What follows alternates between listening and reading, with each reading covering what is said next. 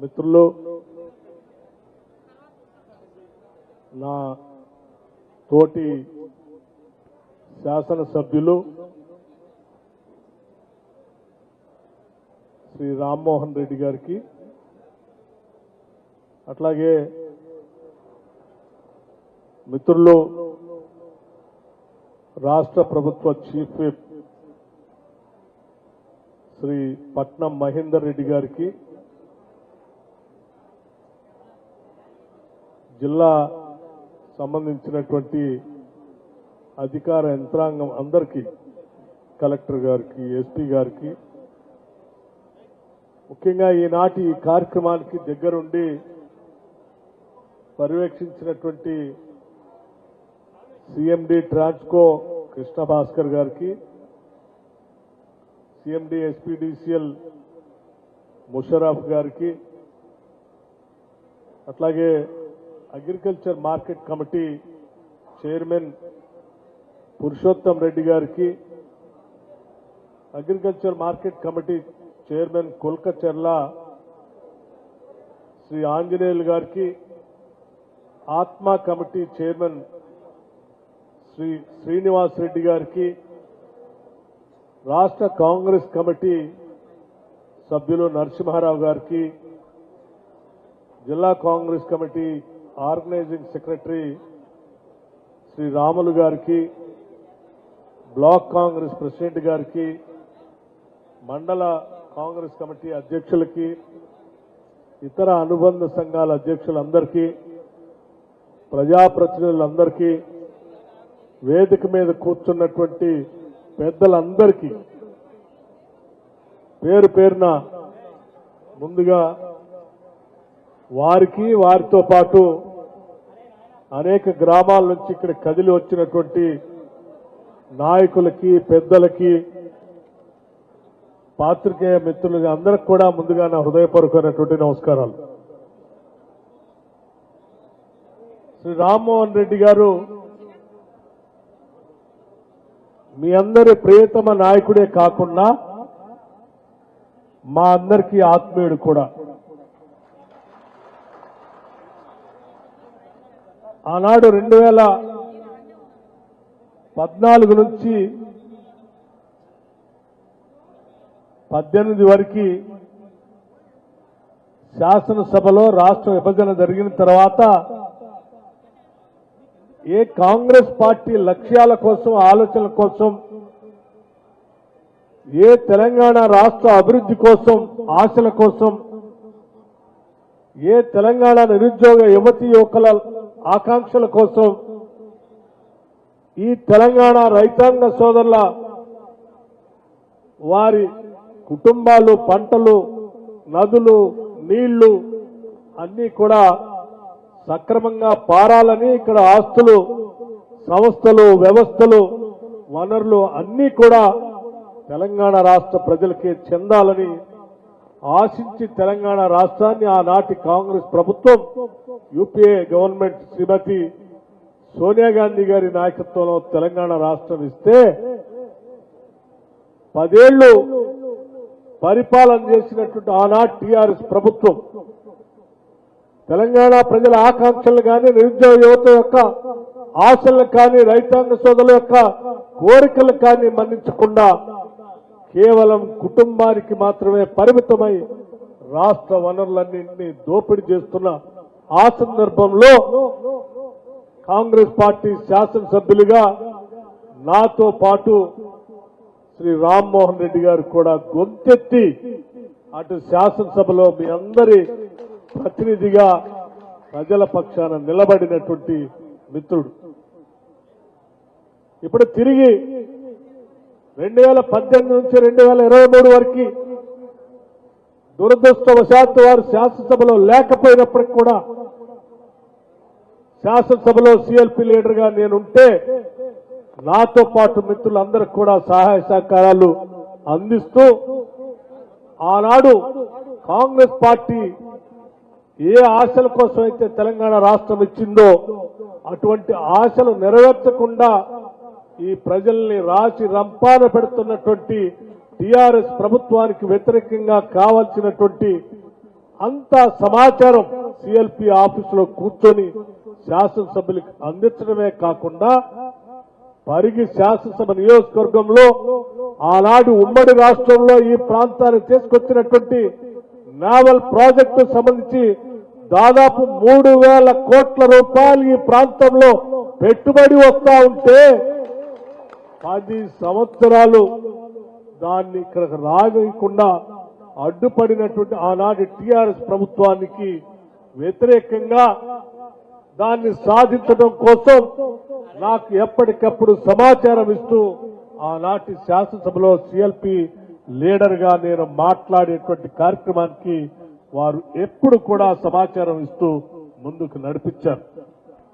ఆ అంశాన్ని ఎందుకు గుర్తు చేస్తా ఉన్నామంటే ఆనాటి ఉమ్మడి రాష్ట్రంలో కాంగ్రెస్ ప్రభుత్వ హయాంలో కేంద్రంతో మాట్లాడి ఒప్పించి పరిగి ప్రాంతం అభివృద్ధి చెందాలనేటువంటి ఆలోచనతో 3,000 కోట్ల రూపాయలతో డిఫెన్స్ నుంచి ఇక్కడ ఇన్వెస్ట్మెంట్స్ తీసుకురావడం కోసం ఆయన ప్రయత్నం చేయటమే కాకుండా 10 సంవత్సరాలు వారు అధికారంలో లేకపోయినప్పటికి కూడా పోరాటం చేయటమే కాకుండా తిరిగి మనం ఇందిరమ్మ ప్రభుత్వం ఈ రాష్ట్రంలో అధికారంలోకి రాగానే వెంటనే వారు ముఖ్యమంత్రి గారిని నన్ను కలిసి ఈ అంశంపై అనేక సంవత్సరాలుగా నేను పోరాటం చేస్తా ఉన్నాను, దీనికి సంబంధించి వెంటనే మీరు కేంద్ర ప్రభుత్వంతో మాట్లాడి కావాల్సిన విధంగా వారికి కావాల్సినటువంటి వసతులు ఏర్పాట్లు ఈ రాష్ట్ర ప్రభుత్వం నుంచి అందించి ఆ ప్రాజెక్టు పరిగి శాసనసభ నియోజకవర్గానికి వచ్చేటట్టు చేస్తే 3,000 కోట్ల రూపాయలు ఇక్కడికి వస్తాయి, మీరు చేయండి అని చెప్పి మా దగ్గరకు వచ్చి చెప్పి చేపించడమే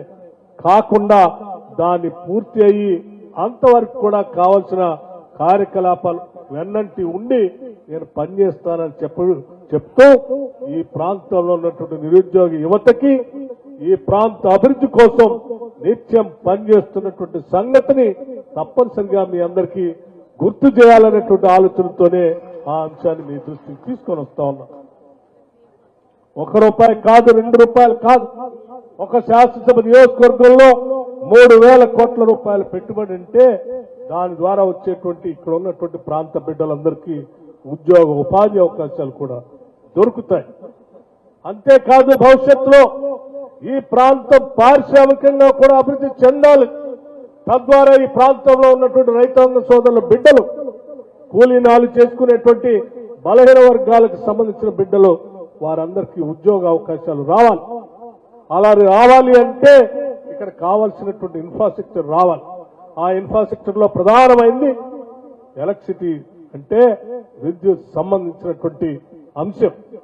అందుకే వారు ప్రత్యేకంగా విద్యుత్ శాఖ చూస్తున్న నా దగ్గరకు వచ్చి మాకు గతంలో 220 kV సంబంధించినటువంటి ఇక్కడ సబ్స్టేషన్ శాంక్షన్ అయినప్పటికీ కూడా ప్రారంభోత్సవం కాలేదు. దాంతో పాటు మాకు ఇంకా అదనంగా ఒక 9 సబ్స్టేషన్లు ప్రత్యేకంగా 33/11 kVకి సంబంధించిన 9 సబ్స్టేషన్లు ఒక్క శాసనసభ నియోజకవర్గంలో కావాలని పట్టుబడి దగ్గరుండి నాతో సంతకాలు పెట్టి శాంక్షన్ చేసుకుని వచ్చారు. అంతేకాదు దాంతో పాటు ఈ శాసనసభ నియోజకవర్గంలో పెద్ద ఎత్తున పరిశ్రమలు వస్తే దానికి కావాల్సిన విధంగా విద్యుత్ శక్తి అందుబాటులో ఉంటేనే పరిశ్రమలు వస్తాయని చెప్పి ఆలోచన చేసి ఒక 400 kV సబ్స్టేషన్ కూడా కావాలని చెప్పి గట్టిగా ఇక్కడ పట్టుబట్టి వారు శాంక్షన్ చేసి తీసుకొని వచ్చారు. అంటే ఈ రోజు నేను వాటిని ప్రత్యేకంగా ఎందుకు చెప్తా ఉన్నానంటే ఈ 33 kV సబ్స్టేషన్లు 400 kV సబ్స్టేషన్లు ఇతరత్ర సంబంధించినటువంటి ట్రాన్స్ఫార్మర్స్ వాటికి సంబంధించిన మిత్ర సప్లై వీటన్నిటిని చూస్తే ఒక్క పరిగి శాసనసభ నియోజకవర్గానికి సంబంధించి ఈ రోజు మీ అందరి సమక్షంలో దాదాపు 1000 కోట్ల రూపాయల శాంక్షన్లు ఈ రోజు మనం కొన్ని భూమి పూజ చేసుకుని వచ్చాం. ఇది ఈ శాసనసభ్యుడికి ఈ నియోజకవర్గం మీద ఉన్నటువంటి ప్రేమ అభిమానం వీటి ద్వారా స్పష్టంగా తెలియజేస్తాం. దీంతో పాటు మరొక అంశం కూడా అత్యంత బాధాకరమైనటువంటి విషయం, ఈ మధ్యన జరిగినటువంటి బస్సు లారీ యాక్సిడెంట్ లో కొద్దిమంది ప్రాణాలు కోల్పోతే ఈ రాష్ట్ర ప్రభుత్వం ముఖ్యమంత్రి రేవంత్ రెడ్డి గారితో సహా దీన్ని ఖండించడమే కాదు, దీనికి సంబంధించినటువంటి ప్రమాదంలో చనిపోయినటువంటి కుటుంబాల్ని ఆదుకోవాలి, దెబ్బతిన్నటువంటి కుటుంబాల్ని ఆదుకోవాలి. అట్లాగే ప్రమాదానికి గురి అవుతున్నటువంటి పరిస్థితుల్లో ఈ ప్రాంతంలో రోడ్డు పరిస్థితి కూడా మనం శాంక్షన్ చేయాలి. దీనికి సంబంధించి వారు ఆలోచన చేశారు. గతంలో ఎప్పుడో ఉమ్మడి రాష్ట్రంలో ఉన్నప్పుడే ఇప్పుడే పెద్దలు చెప్పారు, ఆనాడు కేంద్ర మంత్రిగా ఉన్నటువంటి ఆస్కర్ ఫెర్నాండెస్ గారిని కలిసి అప్పా జంక్షన్ దగ్గర నుంచి మొదలు పెడితే మన్నెగూడ నుంచి బీజాపూర్ వరకు ఈ ప్రాంతంలో ఇటువంటి ప్రమాదాలు జరగకుండా ఉండటం కోసం ఆనాడే ఈ ప్రాంతానికి ఈ రోడ్డుని శాంక్షన్ చేపించినటువంటి మాట, ఇది చరిత్ర, ఇది వాస్తవం. కానీ దురదృష్టం, 10 ఏళ్లు ఈ రాష్ట్రాన్ని పాలించినటువంటి టీఆర్ఎస్ ప్రభుత్వం ఈ రోడ్డు వేయకుండా కొద్దిమంది ఎన్జిటిలో దాన్ని కంప్లైంట్ చేసి కోర్టు నుంచి డైరెక్షన్ ఇస్తే ఈ ప్రాంతం నుంచి ప్రాతినిధ్యం ఆనాడు మంత్రిగా ఉన్నటువంటి వారు కాదు, లేకపోతే టీఆర్ఎస్ పార్టీ కానీ ప్రత్యేకంగా దృష్టి సారించి ఈ ఎన్జిటిలో క్యాన్సిల్ చేసి దీన్ని తీసుకొచ్చి శాంక్షన్ చేపించి ఉండుంటే బాగుండేది.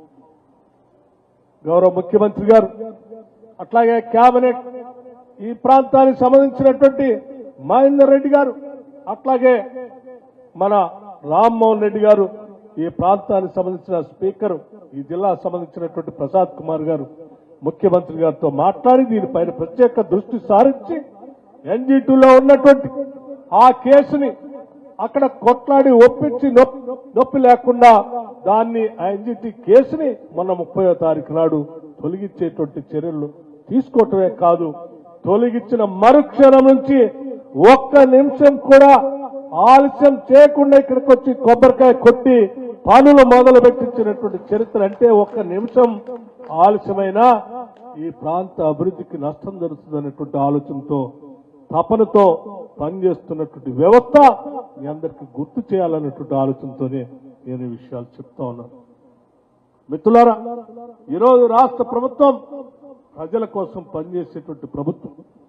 ఈరోజు 4 లైన్ రోడ్డు వాడివాడిగా అతి త్వరలో పూర్తి చేసే కార్యక్రమాన్ని ముఖ్యమంత్రి గారు దగ్గరుండి పర్యవేక్షణ చేస్తూ అట్లాగే ఆర్ఎండ్బి మంత్రి గారు దగ్గరుండి పర్యవేక్షణ చేస్తూ ఈ ప్రాంత అభివృద్ధి కోసం ఈ ప్రాంత శాసనసభ్యుడు రామ్మోహన్ రెడ్డి గారు మిగతా మిత్రులందరూ కోరిక మేరకు వడివడిగా చేసే కార్యక్రమంతో పాటు అనేక సంక్షేమ కార్యక్రమాలు కూడా ఈ ప్రాంతంలో చేపడతా ఉన్నాం.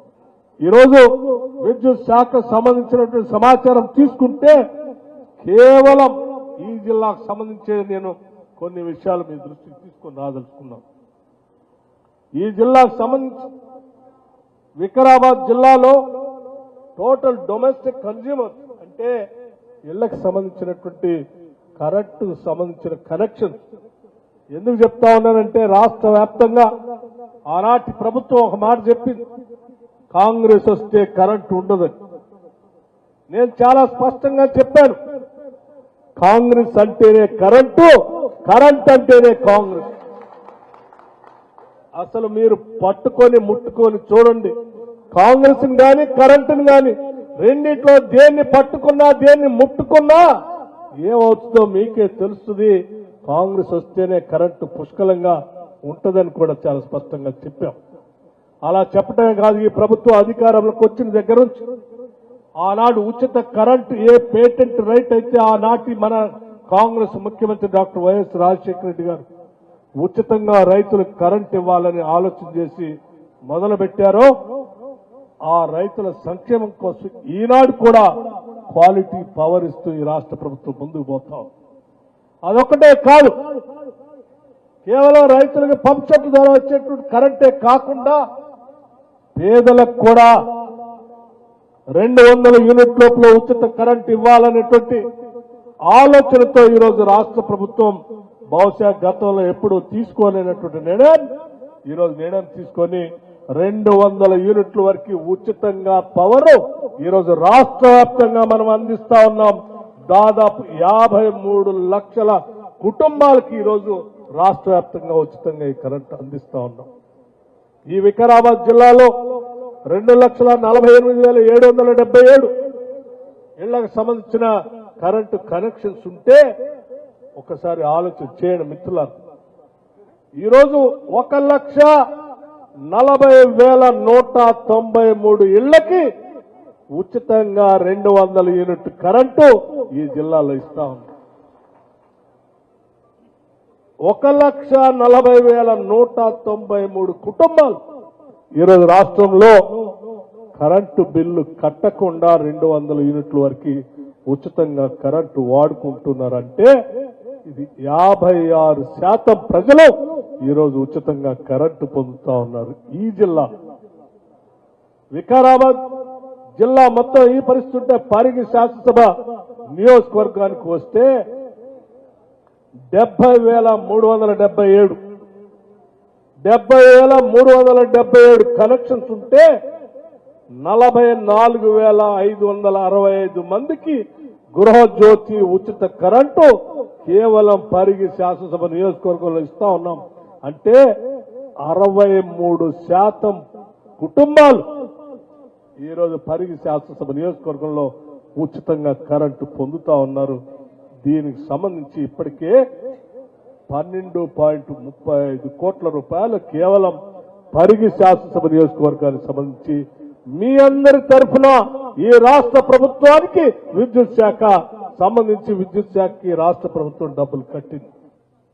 అట్లాగే వికారాబాద్ జిల్లాకి ఈ 200 యూనిట్లు వాడుకున్నటువంటి ప్రజలందరి కోసం మీ అందరి తరఫున మీరు కట్టాల్సిన బిల్లుని ఈ రాష్ట్ర ప్రభుత్వ ఆర్థిక శాఖ నుంచి 42 కోట్ల రూపాయలు ఈ రాష్ట్ర ప్రభుత్వం ఈ జిల్లాలో ఉన్నటువంటి పేదల కోసం విద్యుత్ శాఖకి బిల్లు చెల్లించింది. ఈ విధంగా రాష్ట్ర వ్యాప్తంగా కూడా ఒక్కసారి ఆలోచించండి. కేవలం గృహజ్యోతి పెన్షన్స్ కోసమే 2,830 కోట్ల రూపాయలు 2,830 కోట్ల రూపాయలు ఇప్పటి వరకు ఈ 200 యూనిట్లు ఉచితంగా వాడుకునేటువంటి పేదల కోసం విద్యుత్ శాఖకి కరెంటు శాఖకి రాష్ట్ర ప్రభుత్వం ఆర్థిక శాఖ నుంచి ప్రతి నెల డబ్బులు కట్టుకుంటూ వెళ్తా ఉన్నాం.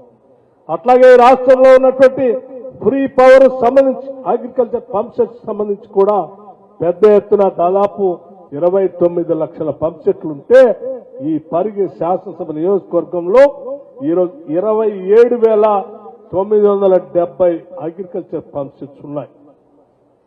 27,970 పంప్ సెట్లకి ఉచితంగా ఈరోజు కరెంటు ఎటువంటి రూపాయి కూడా వసూలు చేయకుండా ఈనాటి ప్రజాప్రభుత్వం ప్రజల ప్రభుత్వం మన ప్రభుత్వం రైతుల కోసం ఉచితంగా కరెంటు ఇస్తూ ముందుకు పోతాం.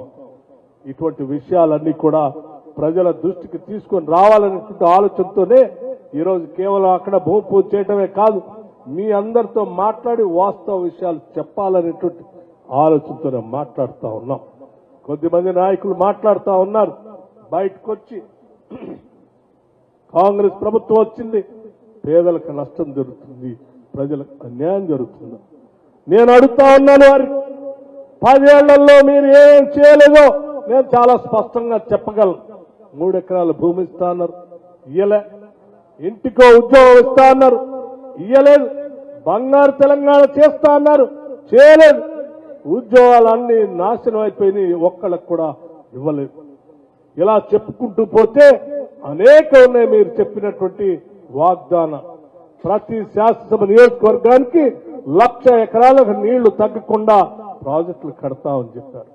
కృష్ణా నది పైన ప్రాజెక్టులు కట్టి నీళ్లని పారిస్తా అన్నారు.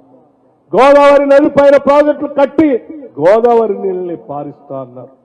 కృష్ణా నది పైన 10 ఏళ్లు ఒక్క ప్రాజెక్టు కూడా కట్టలేదు, ఒక్క చుక్క నీళ్లు కూడా పారించలేదు. గోదావరి నది పైన కట్టక 1,00,000 కోట్లు పెట్టి కట్టినటువంటి కాళేశ్వరం ప్రాజెక్టు ఏమైందో మీరు చూశారు. మరి ఏందయ్యా మీరు చేసింది? ఏం చేశారు 10 ఏళ్లు? ఏమీ లేదు. వాళ్ళు చేసిందల్లా ఒక్కటే. ఆనాటి యూపీఏ ప్రభుత్వం సోనియా గాంధీ గారి నాయకత్వంలో Mahatma Gandhi employment guarantee scheme అని చెప్పి, అంటే 100 రోజుల పని అనేటువంటి పిలుచుకునేటువంటి కార్యక్రమాన్ని ఆనాడు ప్రారంభోత్సవం చేసి నిధులు ఇస్తా ఉంటే ప్రతి సంవత్సరం వచ్చేటువంటి ఆ నిధులకి మాత్రమే గ్రామాల్లో పోయి ఆ ఈజీఎస్ డబ్బుల ద్వారా వచ్చే పనులకు ముందు నిలబడి ఒక కొబ్బరికాయ కొట్టి ఇదే అభివృద్ధి అని చెప్పి ఫోటోలు దిగిపోయారు తప్ప 10 ఏళ్లు మీరు ఏం చేయరు. ఆనాటి ఉమ్మడి ప్రభుత్వంలో కానీ ఇప్పుడు కానీ ఆ ఈజీఎస్ పనులన్నీ అక్కడ ఉన్నటువంటి ఫీల్డ్ అసిస్టెంటో లేకపోతే మేట్లో చేస్తూ ఉంటారు.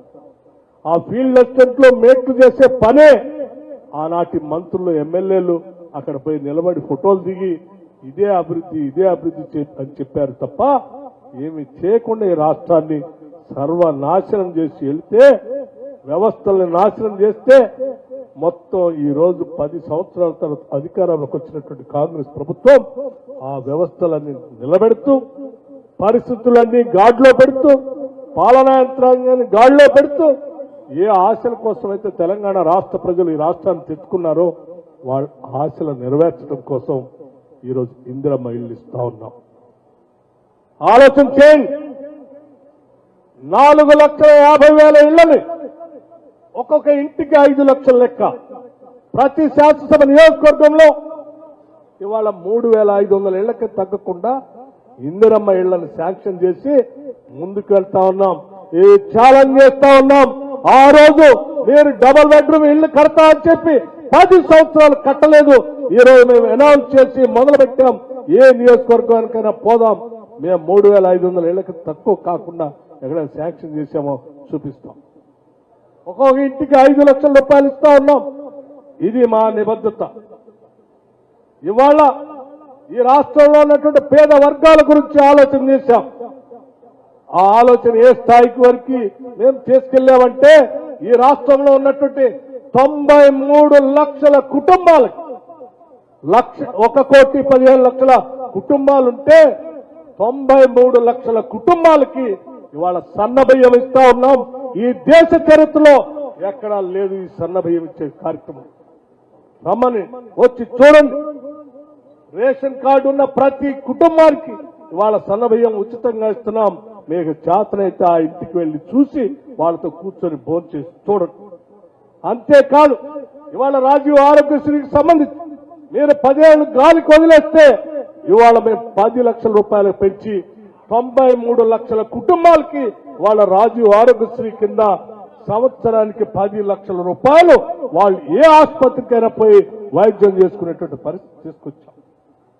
ఈరోజు మీరు రాష్ట్ర వ్యాప్తంగా ఆనాడు ఉద్యోగాలు వదిలేస్తే మేము రాగానే 60,000 ఉద్యోగాలు ఇవాళ ప్రభుత్వ పరంగా వాళ్ళకి నియామక పత్రాలు ఇవ్వటమే కాకుండా 10 సంవత్సరాలు మీరు అధికారంలో ఉండి గ్రూప్ 1 పరీక్షలు కూడా నిర్వహించలేక పాపం తెలంగాణ రాష్ట్రం కోసం ఉద్యమించినటువంటి అనేక మంది వేలాది మంది నిరుద్యోగ యువతి యువకులు వయసు అయిపోయి అల్లా లక్షణాన్ని ఏడుస్తా ఉంటే కూడా మీరు పట్టించుకోలేదు. మేము రాగానే పబ్లిక్ సర్వీస్ ప్రక్షాళన చేశాం. దానికి ఉన్నతాధికారులుగా ఉన్నటువంటి వాళ్ళని రిటైర్ అయినటువంటి వాళ్ళు పెట్టాం.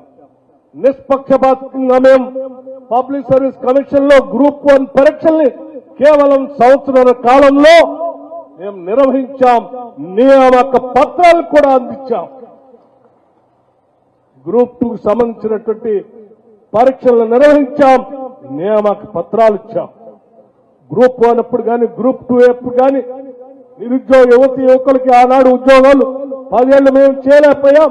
వీళ్ళు కేవలం 2 సంవత్సరాల లోపలనే ఇవన్నీ చేస్తే ఎక్కడ విద్యార్థి లోకంలో నిరుద్యోగ యువతి యువకుల మనసుల్లో కాంగ్రెస్ ప్రభుత్వం పైన ప్రేమ పెరుగుతుందేమో.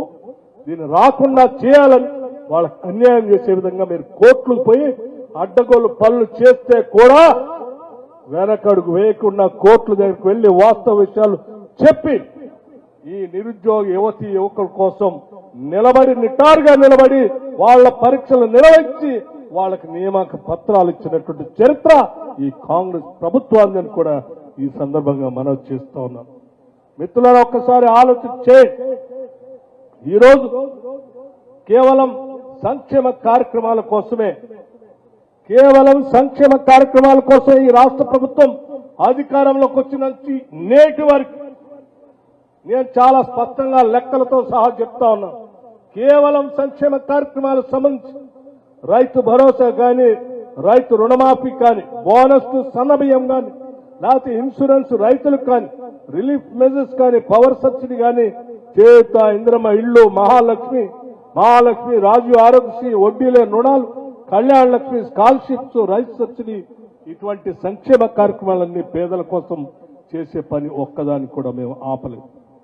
ఆపకపోగా ప్రతి నెల క్లియర్ చేస్తూ మీరు 10 సంవత్సరాలు పెండింగ్ పెట్టిన బిల్లులు కూడా క్లియర్ చేస్తూ ఈరోజు రాష్ట్ర వ్యాప్తంగా ఆనాడు బెస్ట్ అవైలబుల్ స్కూల్స్ లో పాఠాలు చదువుకున్నటువంటి పేద విద్యార్థులకు మీరు బిల్లులు ఇవ్వకపోతే ఒక్కటేసారి బిల్లులన్నీ క్లియర్ చేసి ఆ పేద పిల్లలు చదువుకోవడానికి కావాల్సిన ఏర్పాటు చేశాం. రాష్ట్ర వ్యాప్తంగా ఈరోజు young India integrated residential schools 100 schools పైబడి ఒక్కొక్క స్కూల్ కి 200 కోట్ల రూపాయల లెక్క 25 ఎకరాలకు తగ్గకుండా శాంక్షన్ చేశాం. ప్రపంచంతో పోటీ పడేటట్టుగా ఇంగ్లీష్ మీడియం చదివిస్తూ అందులో ఇంటర్నేషనల్ సిలబస్ ఉండేటట్టుగా కావలసినటువంటి అన్ని ఎక్స్ట్రా ఫెసిలిటీస్ అన్ని కూడా ఏర్పాటు చేసి ఇవాళ ఇంటర్నేషనల్ స్కూల్స్ లాగా ఉండేటట్టుగా మనం స్టార్ట్ చేసుకుంటున్నాం.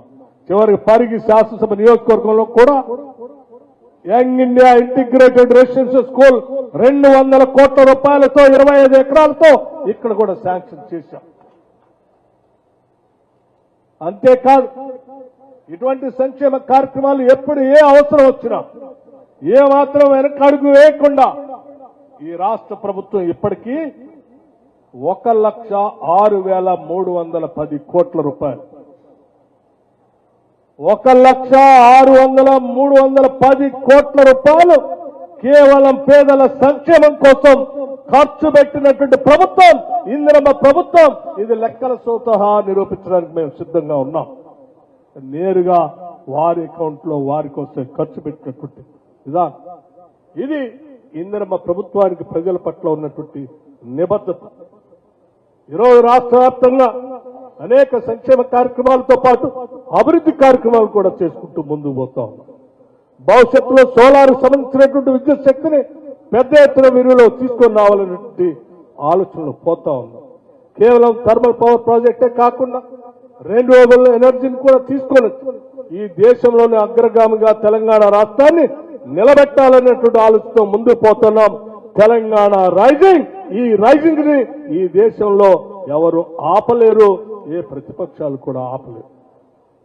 ఈ తెలంగాణ రైజింగ్ 2047తో ఈ దేశంతో కాదు ప్రపంచంతో పోటీ పడాలనేటువంటి ఆలోచనతో ఈరోజు ముఖ్యమంత్రి కానీ రేవంత్ రెడ్డి గారు కానీ యావత్ కేబినెట్ కానీ ఈరోజు ఆలోచన చేసి ప్రపంచంతో పోటీ పడటానికి తెలంగాణను సమాయత్తం చేస్తా ఉన్నాం. అంతే తప్ప మేము ఎవరు కూడా మీలాగా కబుర్లు చెప్పి లేని ఉన్నట్టుగా ఉన్నాయి లేనట్టుగా ప్రజల్ని మభ్య చేసి మాయ చేసేటువంటి కార్యక్రమంలో లేవు.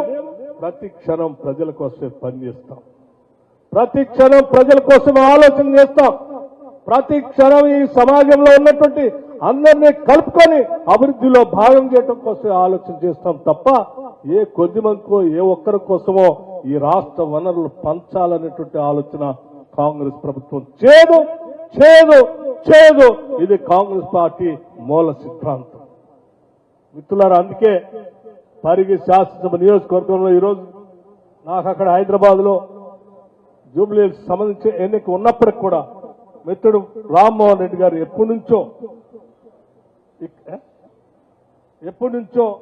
ఈ ప్రాంత అభివృద్ధి కోసం రావాలి, మీకు పరిగితో అనేక రకాలైనటువంటి అనుబంధం ఉంది. ఇటు వేదిక మీద ఉన్నటువంటి వాళ్ళు, వేదిక కింద ఉన్నటువంటి వాళ్ళు అందరితో మీకు సంబంధాలు అనేవి వాళ్ళంతా ఎదురు చూస్తా ఉన్నారు. రావాల్సింది అని అంటే పర్వాలేదు, 1 గంట 2 గంటల కోసం అని వచ్చాను. కానీ వచ్చిన దగ్గర నుంచి ఇప్పటి వరకు రామ్మోహన్ రెడ్డి గారు గంటల తరబడి ఇక్కడే కూర్చోబెట్టే కార్యక్రమం చేస్తాం. అయినా సంతోషం, ఎందుకంటే ఈ ప్రాంత అభివృద్ధి కోసం ఆయన పడుతున్నటువంటి తపన్ని తీర్చేటువంటి ఒక ప్రజా నాయకుడికి కావలసినటువంటి శక్తిని అందించాలనేటువంటి ఆలోచనతో చేస్తా ఉన్నాం. ఇక్కడ తాగునీటి సంబంధించి కానీ సాగునీటికి సంబంధించి కానీ రామ్మోహన్ రెడ్డి గారు చెప్పినటువంటి అంశాలు తప్పనిసరిగా ప్రభుత్వం పరిశీలన చేస్తుందని కూడా ఈ సందర్భంగా మనం చూస్తాం.